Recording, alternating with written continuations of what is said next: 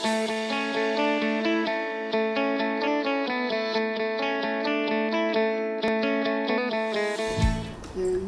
למה זה חשוב לדבר, ומה אנחנו בעצם מנסים להגיד כשאנחנו מדברים על עתידו של הבית המשותף?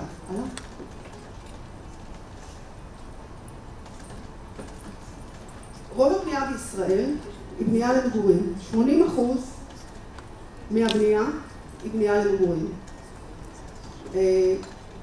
ובשנים האחרונות, בגלל גידול האוכלוסייה הגדול, אתם רואים כאן מ-52,000 יחידות דיור בשנה נוספות עד ל-67, תלוי בכל 5 שנים היעד והצפי הולך וגדל. סך הכל עוד 2,300,000 יחידות דיור בנוסף לאלה הקיימות. מדובר בעצם על הכפלה של כמות הבנייה. ובגלל שזה כזו כמות גדולה, ובגלל שהערים שלנו והשכונות שלנו וסביבות המגורים שלנו הן כולן נשלטות על ידי מגורים, אני רציתי לקחת את ההזדמנות הזאת להזכיר לכולנו שבניין זה חתיכת עיר. אי אפשר לצפות שהעיר תיווצר מאליה. מה שייצר אותה יהיו בנייני המגורים. איכות התכנון ואיכות הסביבה הבנייה שלנו היא לא נגמרת כשאנחנו נועלים את הדלת ויוצאים. כל האספקטים של החיים שלנו וכל ההצלחה הכלכלית של המדינה שלנו תלויה באיכות התכנון שלנו. בעצם אי אפשר לחשוב על מגורים בארץ טובה, על לגור בארץ טובה, אם המגורים של אותה ארץ אינם טובים. הדבר הבסיסי ביותר, אין עיר בלי רחובות. זה לא רחוב. זה ערימה של הבאמים שעומדים מאחורי גדר, והם ליד כביש. העיר פה פשוט לא נוצרת. היא לא נוצרת כי אף אחד מהבניינים האלה לא לקח את האחריות שלו לתפקיד שלו בעיר. הוא בכלל לא מהווה איבר בעיר. הוא מהווה אינסרט בכביש. איך אפשר להסביר? למה הקבלנים לוחצים עלינו לעבוד ככה? אנחנו יודעים שפרמטר מספר 1 בבחירת דירה זה המיקום. למה אנחנו צריכים להילחם? ותאמינו לי שזה מלחמה, לבנות כאלה סביבות, כמו אמר העתידי של מודיעין שאנחנו עכשיו בכתובים. אם כולנו יודעים שזה מה שנכון, וכל הזמן מדברים ונותנים את הדוגמאות האלה בהרצאות שלנו, ואחרי זה עושים הבא מאחורי גדר. עיר היא מעשה של מגוון. אתם רואים כאן את התוכנית הישנה של תל אביב, שהבריטים אישרו לנו. תראו כמה מגוון של אזורים, של גדלי מגרשים, של גדלי רחובות, של חללים עירוניים. מי יצר את הדברים האלה? המגרשי מגורים, הפרצלציה יצרה את הדברים האלה. אז אם מישהו עושה טאבה, מגרש אחרי מגרש, הוא זהה לקודם, הוא בגודל של הקודם, הוא בפרוגרמה של הקודם.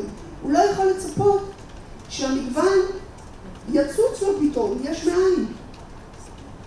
המקומות המיוחדים האלה, זה מגורים וזה מגורים.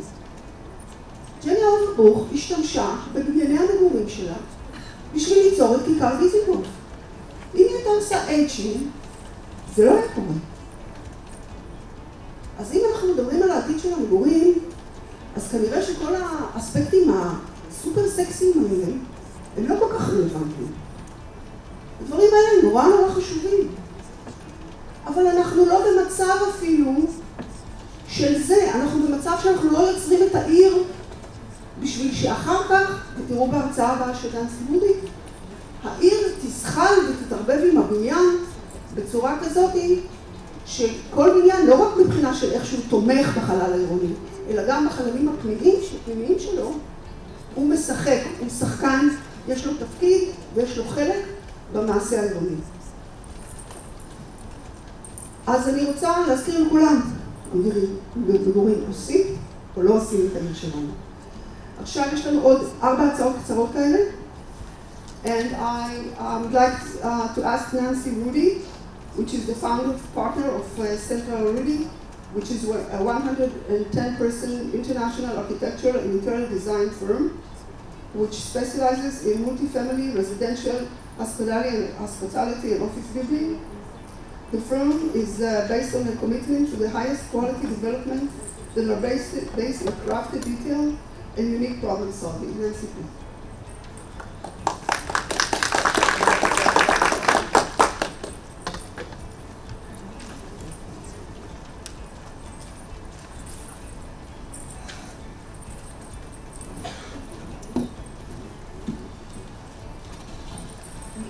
This mic or this? Whatever. Okay, great. Well, thank you for having me, and I'm sorry I don't speak Hebrew, so I hope you'll understand what we're going to discuss today.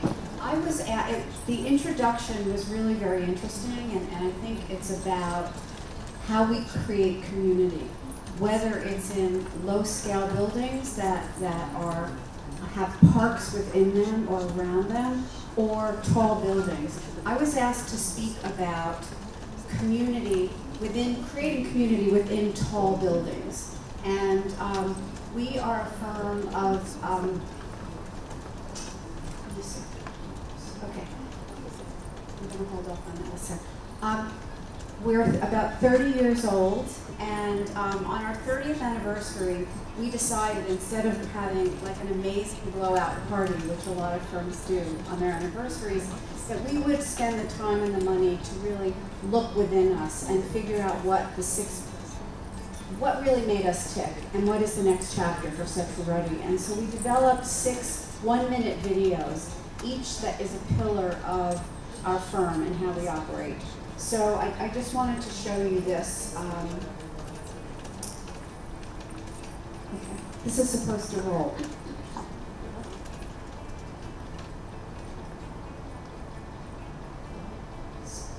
Are you able to do that from over there? Yeah. Oh.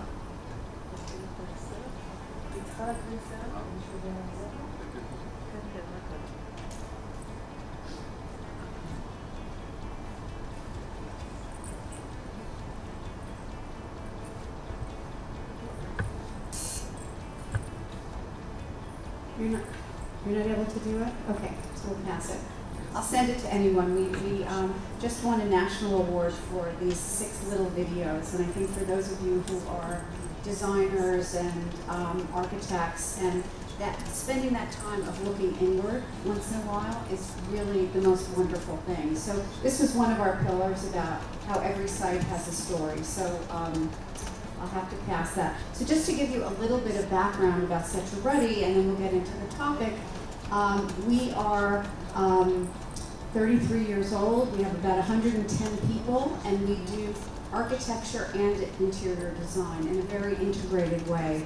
And we were asked to talk about what we do within these tall towers that we and other people are building, because the cities are becoming more and more dense, and we understand that in the next 10 years, the population of Israel is going to grow by six times, and there will be this pressure to go vertically, which is classically not the way residential or commercial development has happened in Israel. So I'm going to show you some examples of buildings that are mostly built, except for this one over here. All the way on the left, we have a 60-story tower in Manhattan. It's called One Madison. The next one is called Rose Hill, for the owners and developers of the beloved Rockefeller Center in New York, and it's a building that is sort of referential to the heritage of our client. This is a building that is about to start construction in Toronto, our first building in Canada, and this is a building just completed in New York City.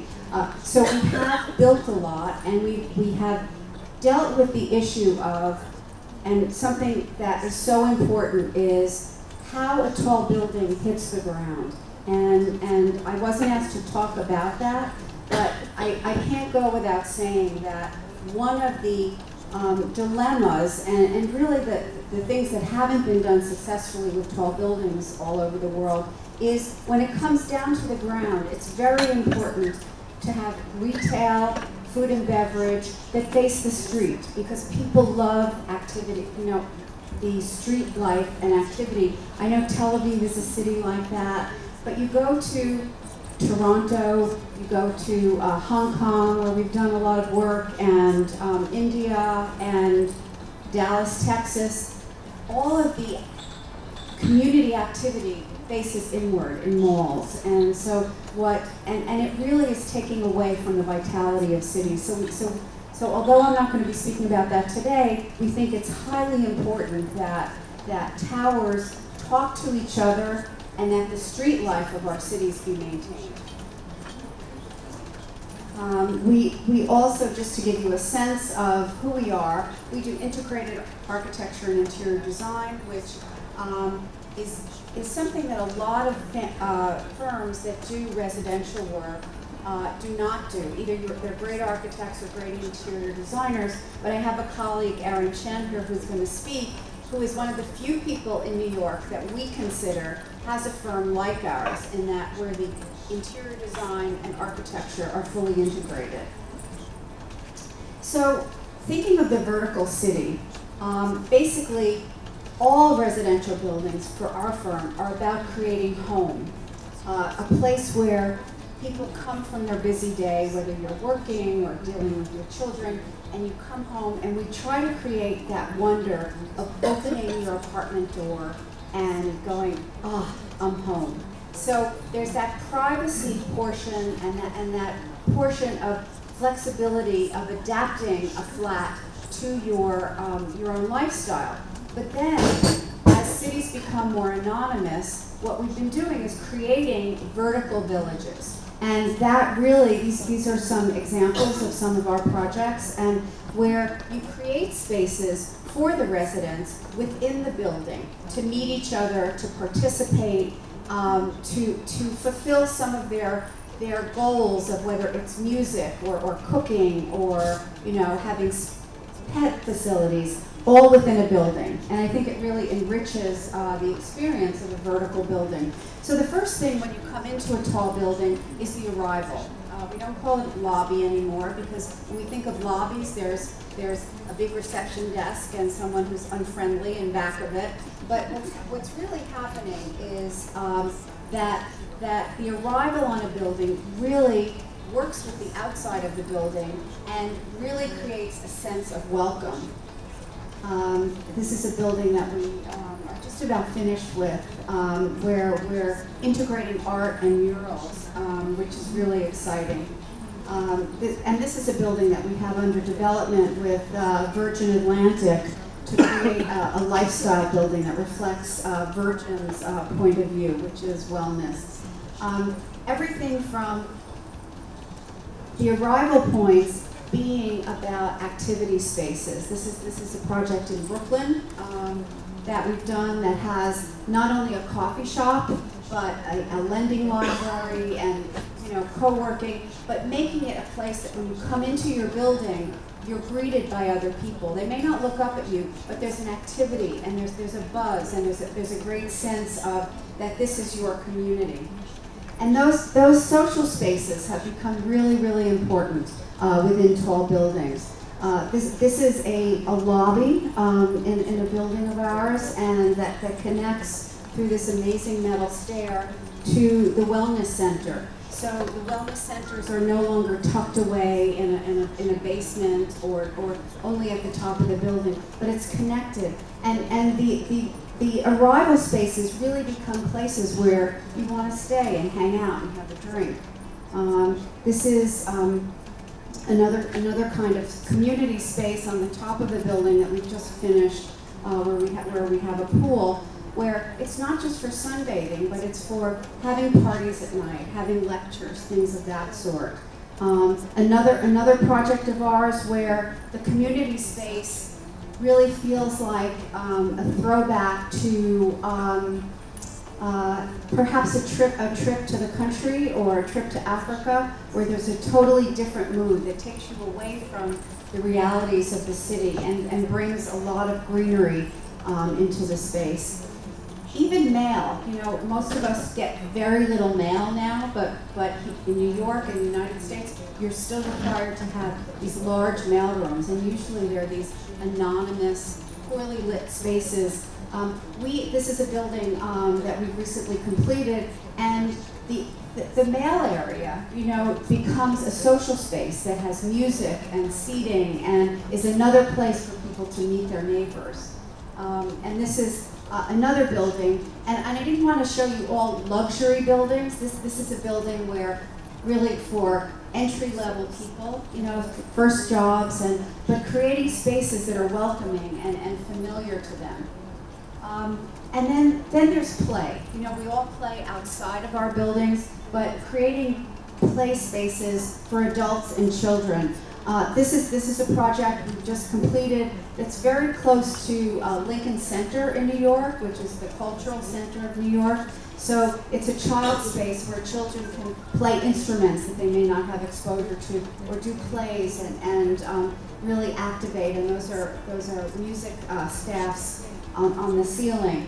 And then even for adults, you know, we've been putting in music rooms and practice rooms for single people. We've been putting ensemble spaces and even karaoke spaces. And on the right is, you know, there's all of these, you know, lounge spaces. But in the tall buildings, what we're doing is putting them on different levels. If it's a 60-story building, there'll be some towards the base, some towards the middle, and some towards the rooftop. So even if your particular home is facing the back and doesn't get great sunlight, we're putting the amenities towards the top of the building so everyone can appreciate the views and the light. This is another space that we're working on that is, you know, I want to live in this building. It's a series of indoor garden, but there's so much light that these are real trees and hammocks, and basically the outdoor space, the terrace space, has no lighting other than as you walk through, you pick up a lantern as though you're on a camping trip, and you carry your lantern and you walk outside, and that's how the lighting is created on the outside terraces. Game rooms, pool rooms. The other really big thing that has happened with residential buildings and every kind of buildings, we're putting cafes into office buildings now, but food and beverage for all of us. It seems like we're always walking with a cup in our hand, and you know, we sort of call it grazing. You know, it's a way of relaxing in all different ways. So this is a project we've done that has a library-like bar with a fireplace in it and access to a secret garden where we show movies at night. Private dining. You know, these used to be spaces we used to do 10 or 15 years ago. Now we're doing them so that they can also be co-working spaces where people who might live in a tiny apartment and work from home but want to come into a public space to meet other people. All of these spaces have self-serve, really high quality coffee, snacks, things of that sort. So it is really creating that vertical community. And this is another private dining room, just to say we're really having fun with things, and because I think that no matter what your age, you know, I think people are really more design sensitive and really want to have fun in their environment. This is a wine cellar in a residential building that we took advantage of cutting out the basement, and it opens up onto the lobby space, which is above. So even if you never go down there, as you walk to the elevators, you can see the activities, and they have bartenders on Wednesday, Thursday, Friday, and Saturday nights. And even putting cafes, you know, coffee shops and little cafes, so that people, you know, in Israel you don't have the inclement weather that we do in North America. But, you know, not having to put your coat on and boots when it's snowing out and coming down to a cafe where you can meet your neighbors or sit alone. But it's the idea of creating community, that you're not alone within a big city. And this is a co-working space that has different kind of lighting at during the day, and at night it dims down. And one of the things we're finding with all spaces we design, not just residential, but that spaces have to be flexible, because if we think we know what's going to happen in a space today, in a year it's going to be totally different and be used for things we never even thought of. So the idea of flexibility in lighting and use, and furniture that really moves around. And mind body, I've used up my time. Fitness, we're not only in residential buildings, we're starting to retrofit existing high-rise office buildings to create things that are really fill out the wellness factor in people who work in buildings. This is a meditation space that we are about to have under construction on the top of a residential building for mindfulness and yoga and talks. Fitness, hammams, which you have tons of here. We've put a number of them into buildings, and it's really about health and wellness and well-being, and that a building should help people be their best, and swimming pools. And that's about creating community within tall buildings. I think a very unfortunate thing has happened in our field, in that architecture has become like fashion, and one after the other buildings are being built that are there really for someone's ego instead of the better of the city. And I don't agree that we don't have courtyards in New York, because New York started that way. But I think it's important, the public-private collaboration, which is the hardest thing in any country or any city. But I think that if there were better planning laws, beyond that a building has to be this big or this many stories, but what the street life is about, and how people live in a city, and how community is really created. And I think that what is so sad, traveling all over the world, United States and almost every country, and I'm saying this because Israel is starting to develop tall buildings, but if tall buildings don't respond to home and community and nurture, which is the thing that every person needs, doesn't matter if you're 4 years old or 80 years old, that if we don't start thinking about the wellness of people living in cities, we're going to be in trouble. There's going to be a bunch of, I mean, you look at a location like Dubai, and what one worries about a place like Israel, where there aren't a lot of tall buildings, and your culture started on the street and on the ground. You know, don't let that happen here. You know, it's a real opportunity to look freshly at what everyone loves about neighborhood. And I don't care what country you're in, it's all the same. It's multi-generational, it's relating young people to old people, different activities happening, vitality, freedom to be you alone. We call it alone together, to be alone or to participate. And I think here you have an amazing opportunity to create amazing towns and amazing tall buildings, but they really have to be in the service of the people who live in that city.